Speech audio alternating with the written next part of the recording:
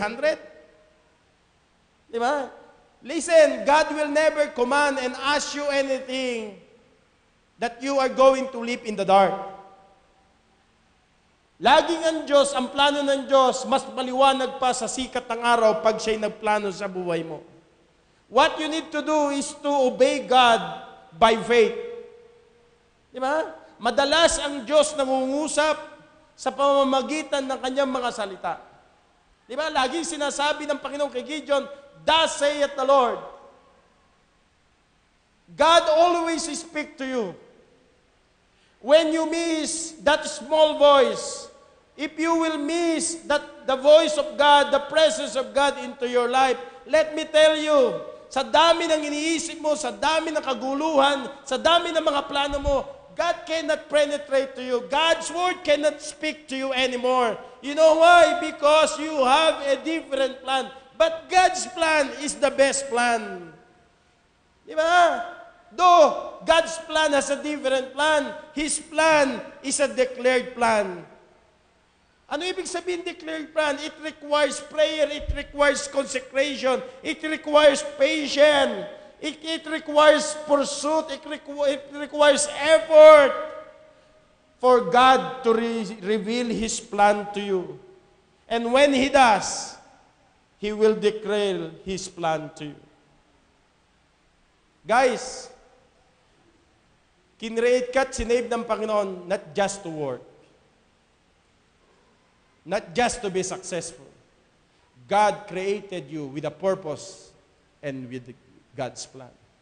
Sabi ko nga ho, last Wednesday, hindi ko masyadong, I'm not against, pero lahat halos nang pumasok sa call center, hindi ho naging matinong Krisyano.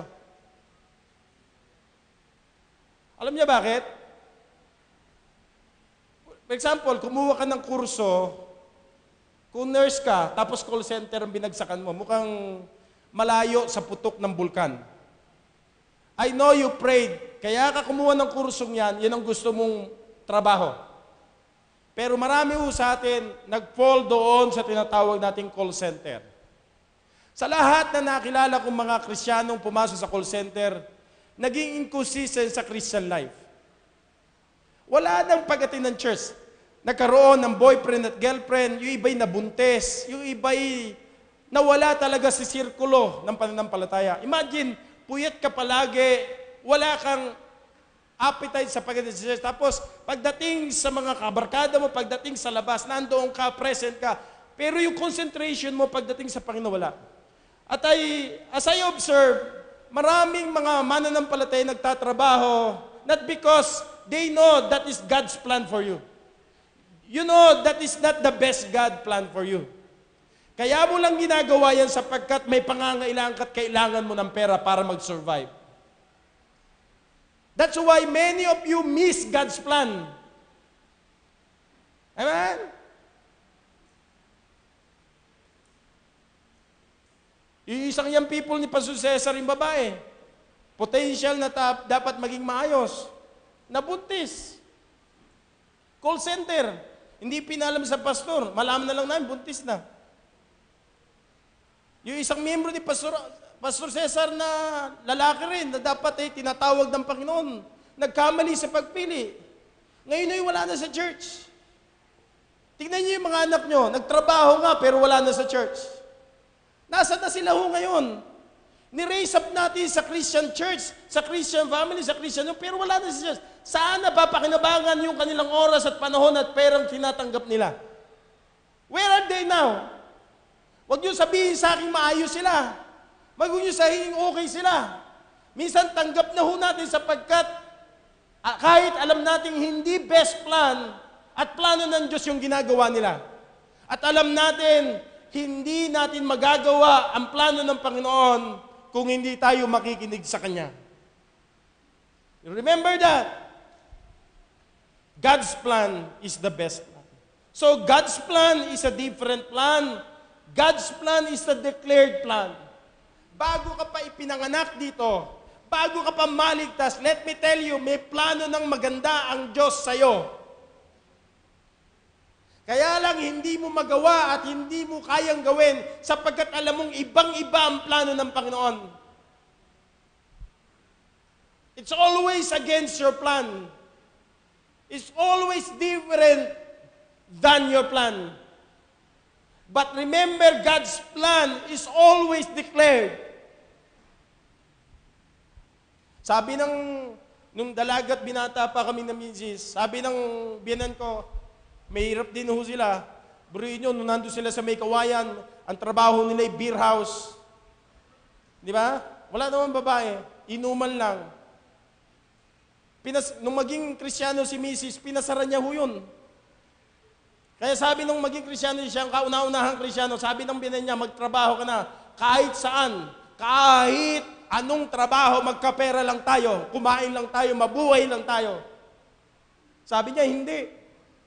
May plano ang Diyos sa akin. May trabahong ibinigay ang Diyos sa akin. Nakinig siya sa FEBC. Exactly nung sinabi ng announcer na ito yung trabaho, sa puso niya, ito ang trabahong ibinibigay ko sa iyo. And God gave her a job na alam niyang yun ay galing sa Diyos, na walang linggo na ipinagpe-pray niya, na alam niyang ang buhay niya, trabaho, pamilya, church, trabaho, pamilya, church, church, trabaho, pamilya, yun lang ang buhay niya. Hello?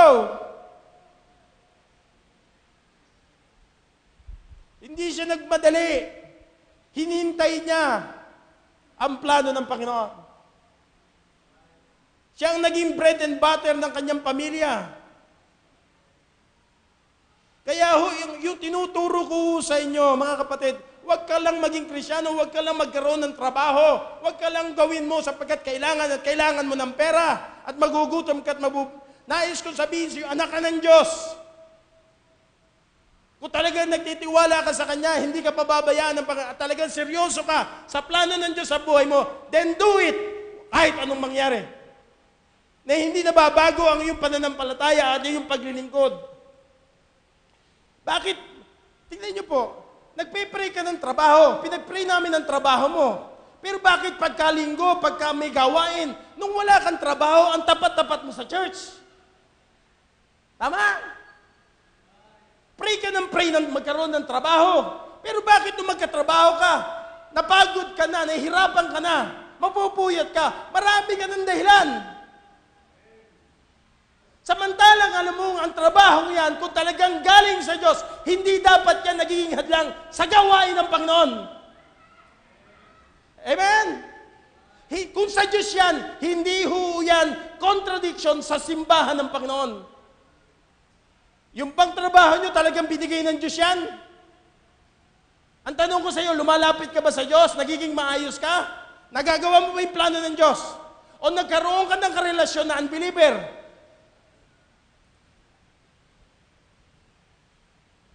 Hello? I'm just trying to be practical with you. Number 3, God's plan is a distinct plan. Imagine that they were surrounded by a multitude of armies. 300 against thousands. Look what the Lord did. Oh, your swords will not be used sa pakikidigma. The trumpets. You're going to blow. Hihipan nyo yung trumpeta for battle. At mayroon kayong pitcher containing a candle.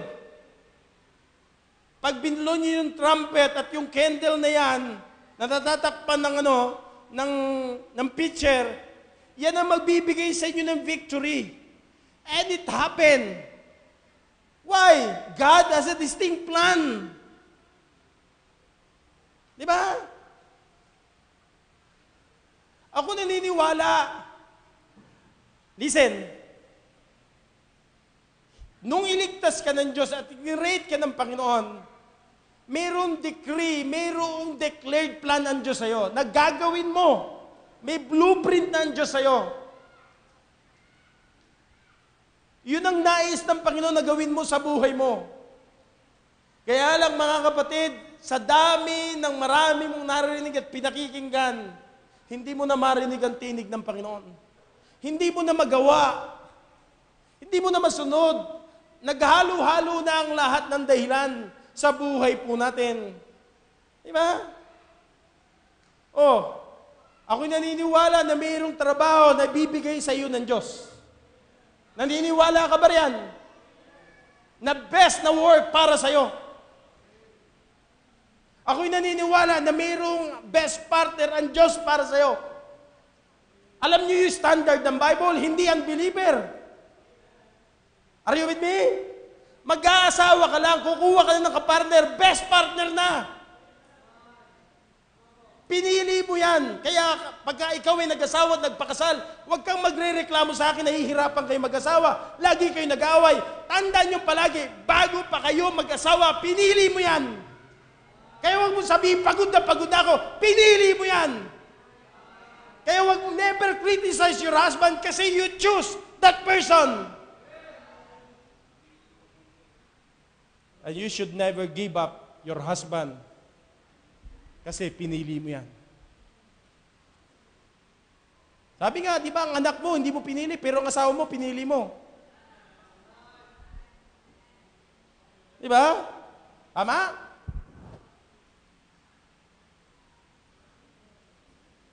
Wala, nakaasawa ka ng Adonis eh. Nag-asawa ka ng irresponsable. Nag-asawa ka ng walang trabaho. Nag-asawa ka ng walang pinag-aralan. Nag-asawa ka ng hindi matapat.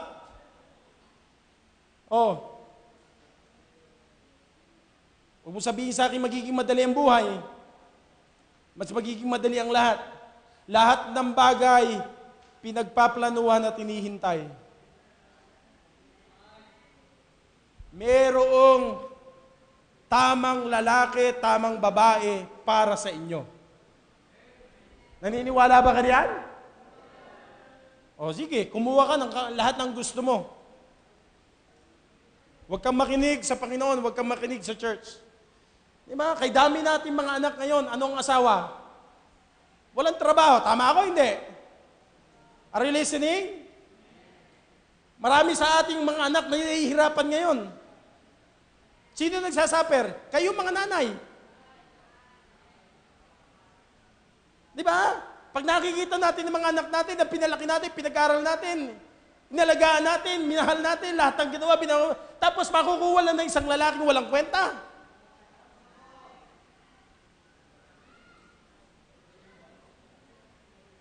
Kayo mga lalaki, bago kayo manligaw ha, siguraduhin nyo may papakain kayo. Hindi yun nanliligaw ka na, wala ka man lang trabaho, wala ka man lang pera.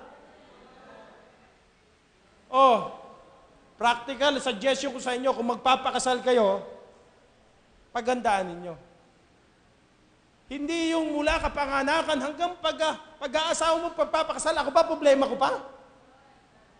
My goodness! Diba? And by the way, pagka magpapakasal kayo, huwag niyo ibuhos lahat ng pera ninyo. Ang mas mahalaga, pagkatapos ng kasal, may pera ka.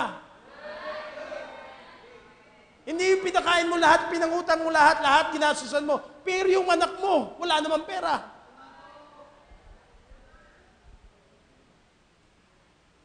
Makinig ka sa pastor mo. Huwag kang sige-sige. Amen? Kayo mga anak, pag magpapakasal kayo, kayo mag-ipon.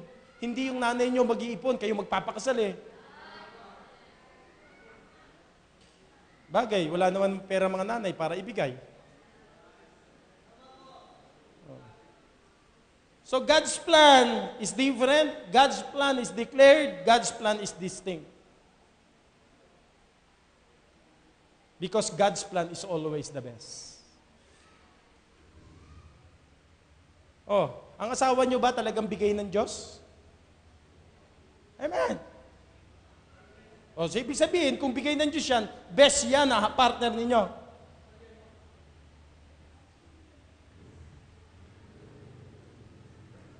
Ba't pinili mo? Ba't ginusto mo?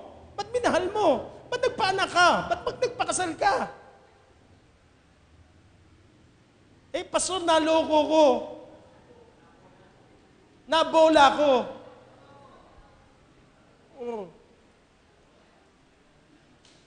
Ganon din yun.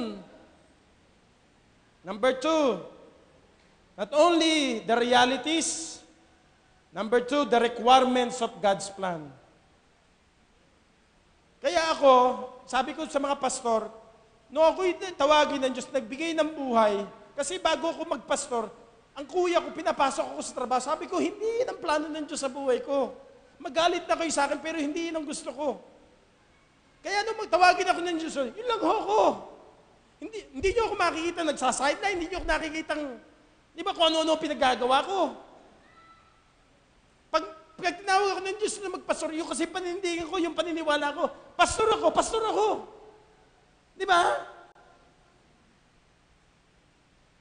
Hindi yung pag nag-fail ako rito sa simbahan, pupunta ako sa Amerika, pupunta ako sa ganito. Hindi ho ako ganun. Isa lang ho ang focus ko at concentration sa buhay. Hindi ho nababago na ho yun. Kasi yun ang panawagan ng Diyos. Hindi yung pagka nahihirapan ako, gusto kong mag-quit. Tama ho ba?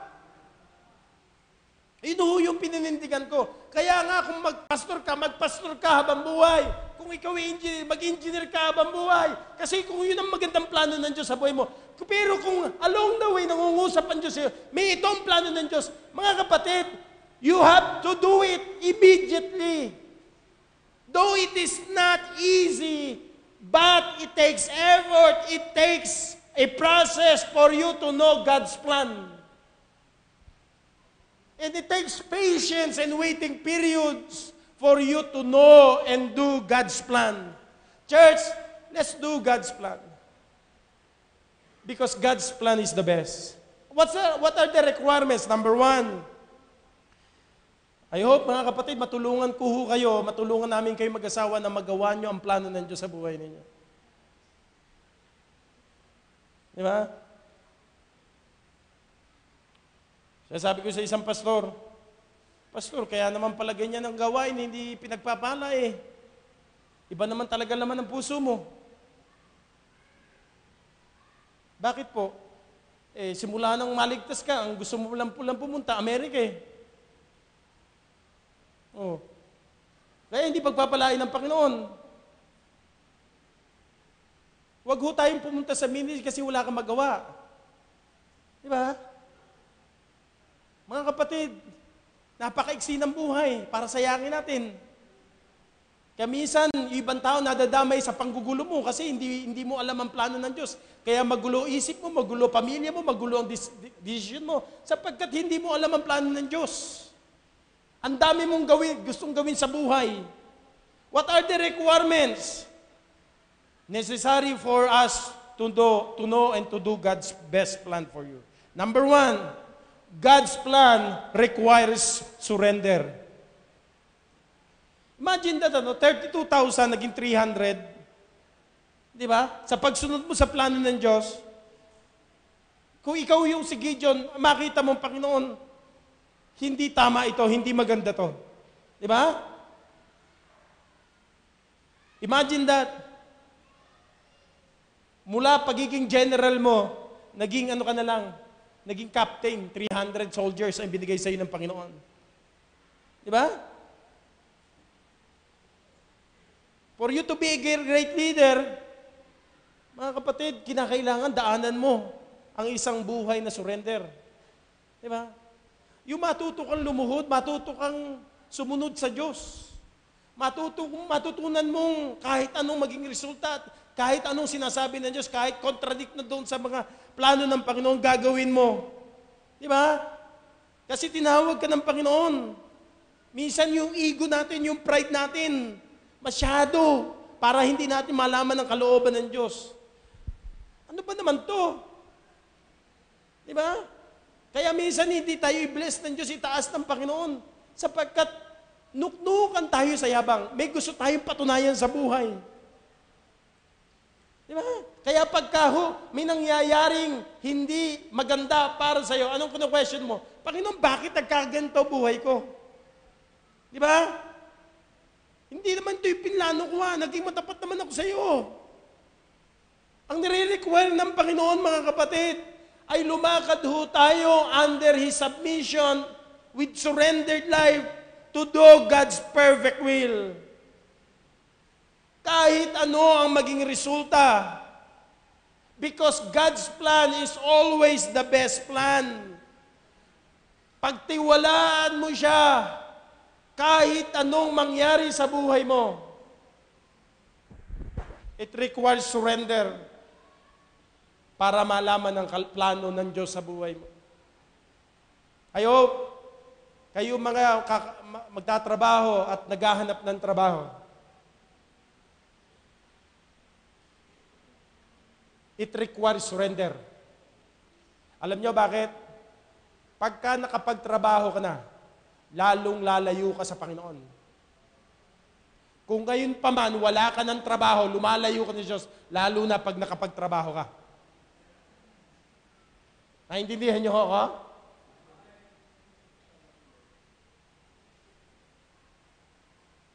God's plan is always the best. Kay dami na ho natin mga young people, nagtatrabaho ngayon, wala na sa church. Diba? Tayo mga magulang, ano ang iyong prinsipyo?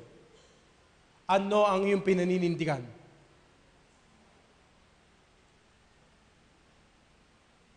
Sabi ko nga tayo mga anak, tingnan nyo, pagka pagod ang anak, galing sa trabaho, anak, pumunta ka sa church. Hayaan mo na yan, pagod yan Galing sa trabaho, may pasok pa bukas yan. Sino magtuturo ng mga prinsipyong yan? Kayo bang mga magulang, hindi nyo gagawin yan. Sino magtuturo niyan? Yung pastor ho ninyo. Na dapat kayong mga magulang, kahit anong pagod mo, kahit anong puyat mo, pagdating sa gawain ng Diyos, wala kang dahilan.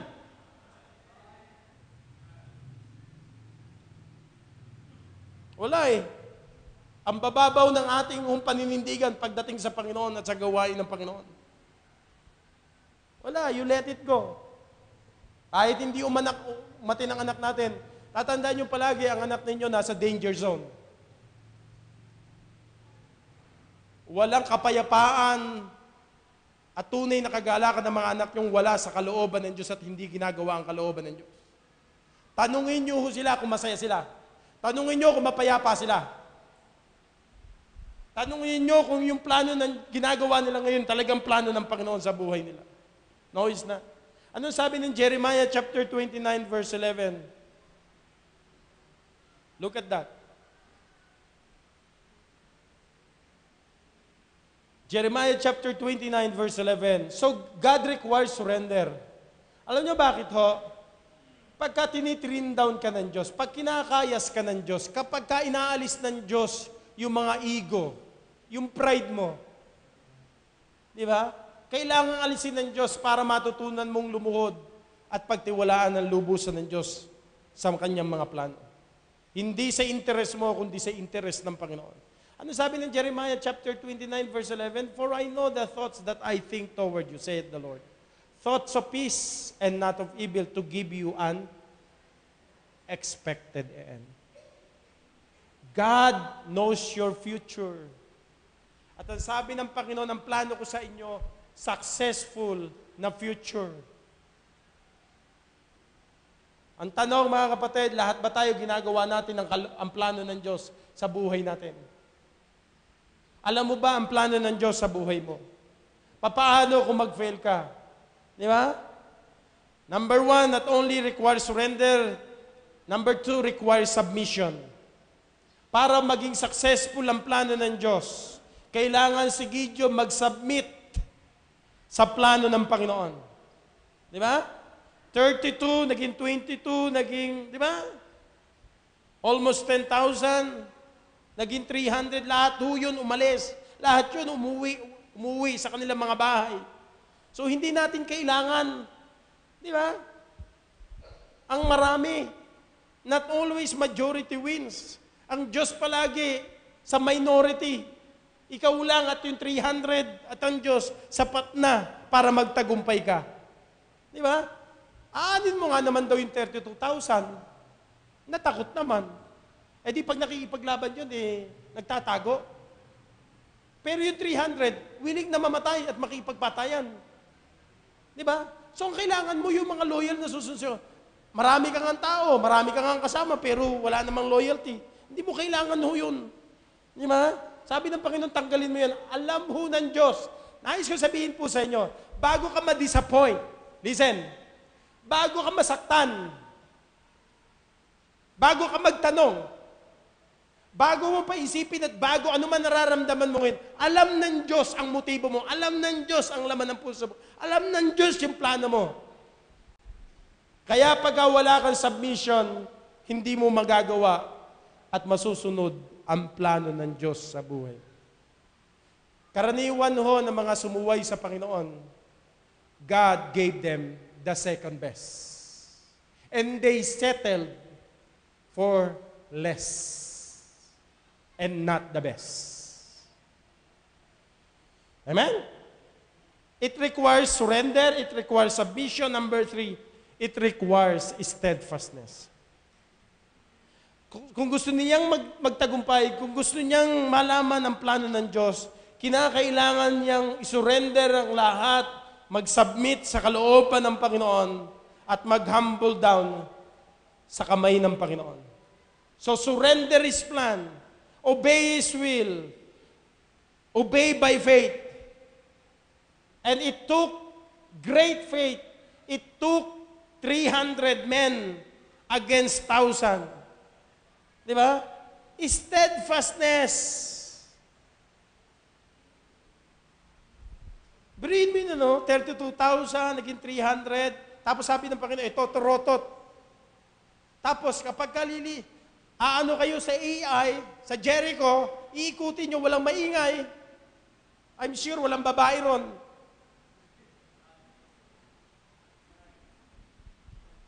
Tahimik. Buruin mo, dala-dala na yung trumpeta, tapos yung pitcher. Kasi, siyempre, kailangan nila ng ilaw pag naglalakad ho sila. Alam nyo, minsan nakakapagod maghintay, nakakaburyong. Minsan pagka, di ba, tumatanda kang wala ka pang asawa, tumatanda kang walang nararating, tumatanda ka lahat ng bagay, nakakaburyong. Pero mga kapatid, hindi tinitingnan ng Diyos yung ating steadfastness. You're almost to bring to give up and to quit. I almost quit. Pero thank God sa biyaya, sa tulong ng Panginoon, sa mga taong nagpapayo, sa mga taong naniniwala, sa mga taong nagmamahal, natuto kang makinig, natuto kang sumunod. That's why you are where you are now, because you've learned how to submit, to surrender, and to be steadfast. Kaya nga po mga kapatid, yan pa lang, inaalisan mo na at nagre-rebelde ka na sa Panginoon. How much more kapag may mga bagay pang nangyari sa iyo na hindi mo gusto. Di ba? Huwag kang susuway sa kalooban ng Diyos. Siguraduhin mo, mapapangasawa mo at ang boyfriend mo bigay ng Diyos. Huwag kang kukuha ng may sabit. Mag-aasawa ka lang, may kabit pa, may asawa pang iba. Are you with me? Di ba? Minsan, tayo mga Kristiyano, nasisiraan na ng bait eh. Wala na tayo sa katinuan. At sometimes, yung anak natin, gusto natin maging matino, pero yung mga decision mo, baluktot din, at wala rin sa hulog. Di ba? Kayo mga nanay, I hope you will agree with me. Nang mga anak nyo, alam ninyo, you want the best for your children, right? And God has the best plan for your children. Kaya kayo mga magulang, mag-submit sa Panginoon, at yung mga anak nyo, turuan nyo mag-submit sa Panginoon. Bakit mga kapatid? Because God's plan is the best plan. Diba? Steadfastness. It may seem bad, it may seem you are a failure, but God will secure victory to those who are steadfast. Alam niyo po, sabi nga, daig ng tao yung masipag kapag ikaw'y matyaga. Tama? Steadfast. Maghintay ka. Lahat ng bagay may panahon. Di ba? O, tingnan nyo. Di ba may mga anak tayo hindi nakinig? At ayaw makinig? Yung iba, nabuntis. Masasabihin natin, pakakasal natin kasi, my goodness, hindi ho yun ang prinsipyo ko. Pag nabuntis yung babae, anong gagawin natin? Kasal na natin kasi nakabuntis na. Kawawa naman. Oh. Pinakasal mo nga, naghiwalay din. Tama? Alagaan mo na lang. Kesa naman sa makapag-asawa ng irresponsable. Oh, habi ko nga sa inyo nalulungkot ako. Kung yung mga young people ko noon nakinig, hiwalayan mo yan. Ano nangyari ngayon sa mga anak ninyo? Di ba hiwalay na rin sila ngayon?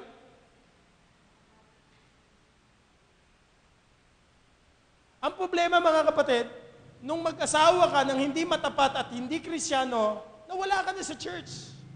Hindi ka na rin umatin. Nahihiya ka na kasi.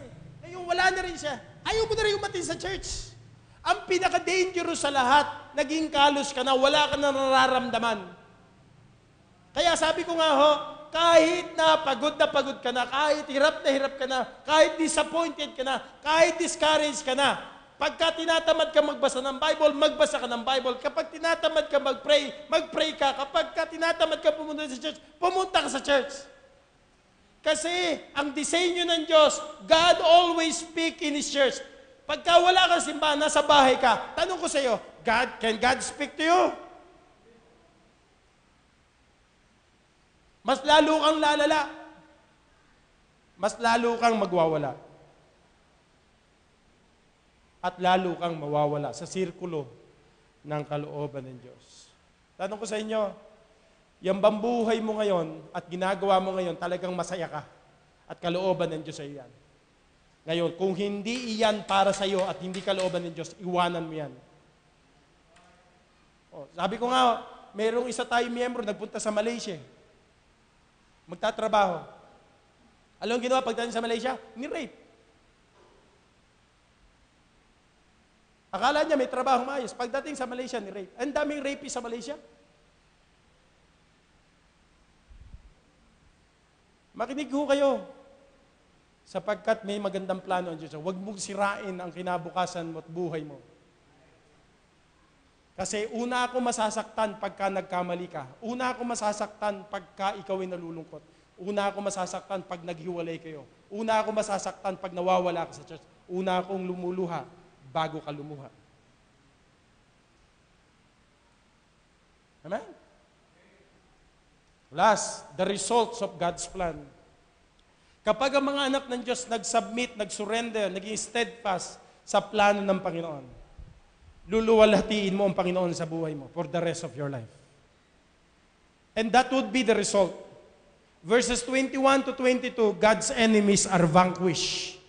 The Midianites and the Amalekites turned on one another in fear and fled the scene. Bakit? Nakita nila ang dami-daming kalaban. Kasi may mga ilaw eh. Akala nila ang daming kaaway. Di ba? They defeated the enemies. Because Israel followed God's plan. Kasi yun ang plano ng Panginoon. It will not fail.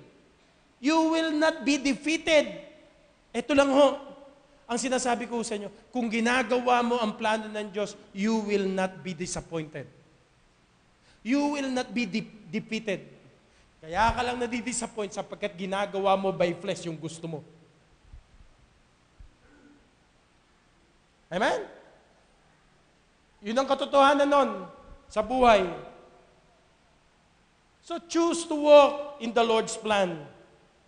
And you will have confidence because God's plan is the best plan. God will give you victory. You know why? You've been there. The enemies will be vanquished. Number 2, verse 23, God's people are victorious. Why? Why they enjoyed victory? Because they choose the best plan. Actually, mga kapatid, ito, no? Bago ibigay ng Diyos sa kanila yung Jericho, bago sila utusan ng Panginoon, pag binasa niyo po ang Judges chapter 7, verses 7 to 8, the Lord gave him already the victory. Because God's plan is that you and me will walk in the side of God's victory. Lagi kong paniniwala sa sarili ko, hindi ako tinawag ng Diyos, hindi rin ako iniligtas ng Diyos para maging failure. Di ba? Hindi naging smooth ang lahat bago ko makasunod sa Diyos. Hindi naging madali. Pero nagpapasalamat ako sa Panginoon because the Lord led me to the right people, to the right place. The Lord gave me people na pakinggan ko. Kaya sabi ng Bible, in the multitudes of counselors, there is safety. Are you with me? In the multitude of counselors, not only there is safety, what? Purposes are what? Are established. Naintindihan niyo ako? Kaya yung mga tao na mayroong mga tagapayo para hindi ka sumubsob ng gusto. Ganito. Pag tinatawagan ko kayo, sumagot kayo. Pag tinetext ko kayo, mag-reply kayo. Nakikinig kayo? Kasi, kaya ka tinatawagan kasi concern ako sa kalagayan mo. Makinig ka. Di ba? Kasi, hanggat matutulungan kita, hanggat makukuha kita, ipaglalaban kita, hanggang sa huling hininga ko. Pero kapag ayaw mo na makinig, bibitawan kita. At hahayaan ko ang Panginoon na magturo sa'yo. So habang nakikinig ka, humingi ka ng payo, moldable ka, magkakaayos tayo. Pero yung ayaw mo nang makinig at ayaw mo nang sunod, I will let you go. Kasi attitude mo yan, pinili mo yan, go ahead. Pero hanggat mawiwin kita, iwiwin kita. I will not lose you. I will not never give up on you. Establish na buhay. Are you with me? Sino ang tagapayo mo? Sino ang inihingan mo ng payo kapag ka nasa crisis, critical decision ka? Bukod sa Panginoon, sino yung mga spiritual leader mo? Pastor, tama po ba itong gagawin ko? Tinuturuan ko kayo ng mga prinsipyo kung anong gagawin ninyo.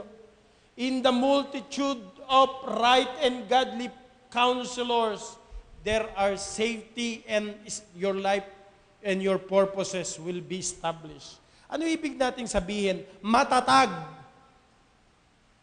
Matatag ang buhay mo. Bakit? May mga taong tumulong sa'yo para maging matatag ang buhay mo. O, bakit hubam ang mga buhay na maraming yung people natin ngayon? Mahina. Bumabagsak at hirap na hirap. Tanungin mo sila kung sinong nilalapitan nila. Sinong kinakausap nila. Sinong pinagtitiwalaan nila. Wala. Sarili nila. Tama? Oh, kung ikaw pa naman bago ka manligaw, nagtanong ka muna, Pastor, pinagpe-pray ko ito. May lumapit sa akin isang young people, Pastor, pinagpe-pray ko nito. Simula nun, hindi na lumapit sa akin. Alam niya bakit? Alam niya, hindi kalooban ng Diyos.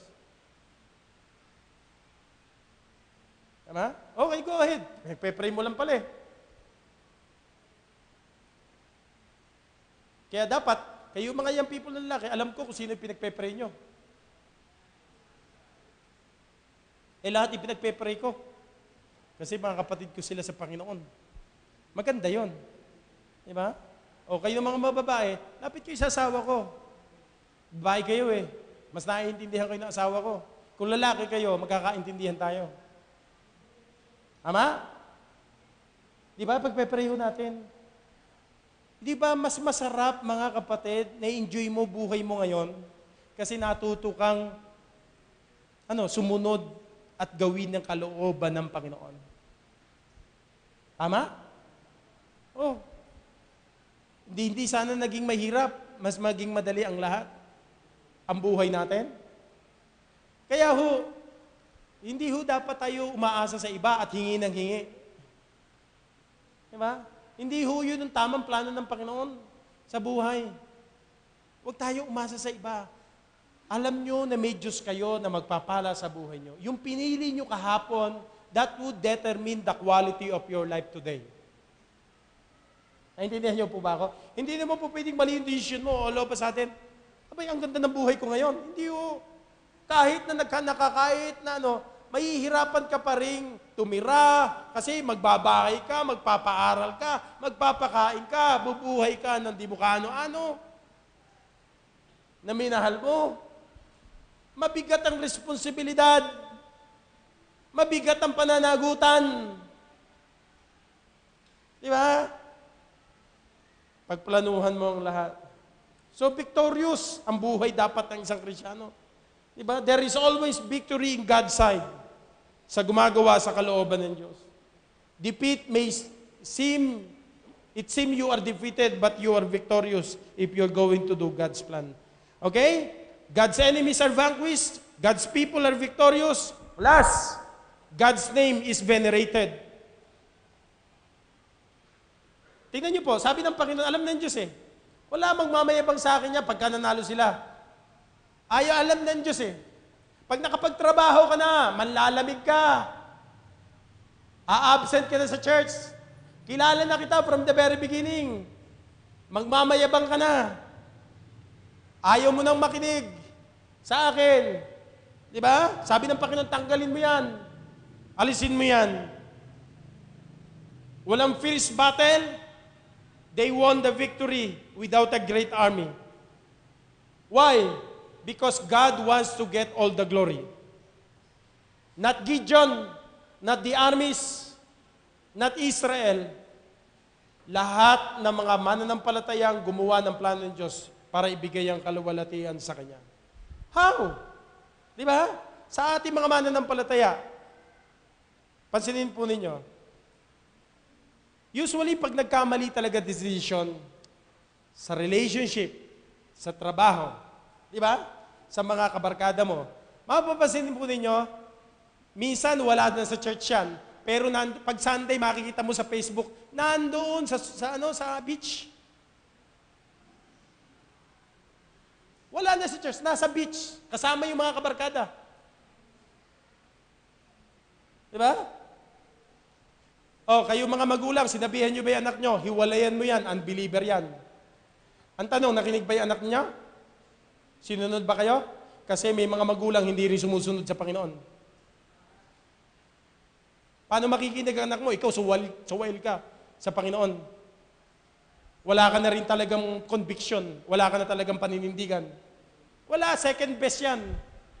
You settle for the less. I want God's best. Amen? Sister Cathy, gusto ko mapapangasawa na anak mo, best na tao. Sabi ko nga sa inyo, hindi ko ikakasalan ninyo pagka unbeliever. Hindi ko kakasalan ang anak nyo pagka nabuntis yan. Please, forgive me if I am wrong. Bigyan nyo ako ng standard. Bigyan nyo ako ng paninindigan sa simbahan ito na nakatatayo at nakapapangaral siya. Alam nyo sinasabi ko at pininindigan ko at kinakain ko kung ano sinasabi ko sa inyo. Ang ikakasal ko lang dito, yung maayos.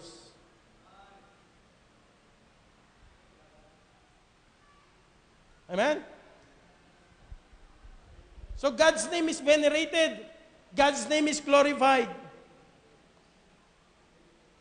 Para i-bless ka ng Panginoon.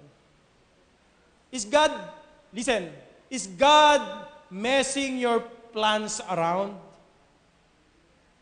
The only way you could do God's best plan for you is to submit, to surrender, and to be steadfast for God's plan. Why? He has the best plan for living.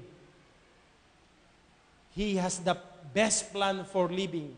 Habang nabubuhay ka, you will enjoy the rest of your life. He has the best plan for living. Number 2, God has the best plan for living. Pag nag-depart ka na, Pag nag-depart ka na, God has a best plan for you. Sa mga bisita po namin, hindi habang buhay-buhay ka. Pag umalis ka sa ibabaw ng lupa, mayroong magandang plano ang Diyos sa'yo. Langit na pangako ng Panginoon sa pamamagitan ni Kristo. At paano makakamtan yon?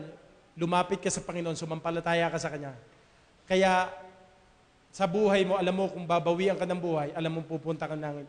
God has a best plan for living, pag umalis ka at namatay ka, and God has a best plan for your life today. Di ba mas masarap? Wala ka pa sa langit, langit-langitan na buhay mo dito sa lupa. Because only Jesus Christ can satisfy your soul.